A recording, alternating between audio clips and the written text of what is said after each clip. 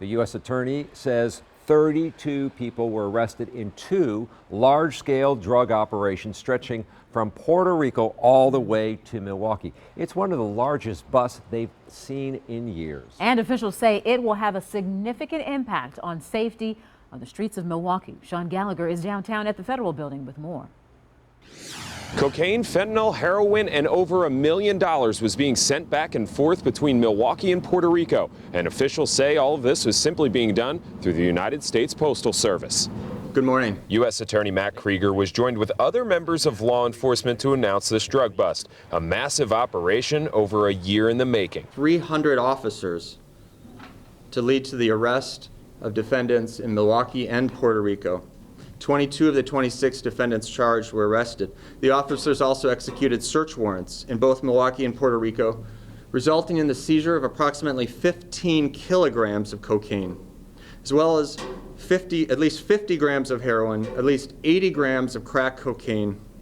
In addition, these officers seized 35 firearms just from here in Milwaukee. One of those busts was on the south side. The U.S. Postal Service first found a package with cocaine in 2018. But rather than arresting someone immediately, law enforcement started an investigation that helped lead them to this massive takedown. Drugs are off the streets and firearms are off the streets. It takes resources, it takes time, it takes patience, and it takes a lot of hard work. But today we see exactly what that hard work leads to, and that is a significant positive result for public safety in Wisconsin. Attorney General Josh Kaul says this is bigger than just a drug bust, and it will have a ripple effect through the city of Milwaukee. We work to fight large-scale drug trafficking, as was done in this case. We also make our communities safer from violence. Often, violence goes hand in hand with this kind of large-scale drug trafficking.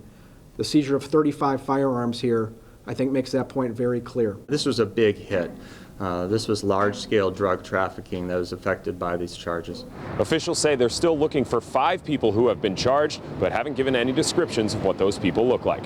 In downtown Milwaukee, Sean Gallagher, today's TMJ4.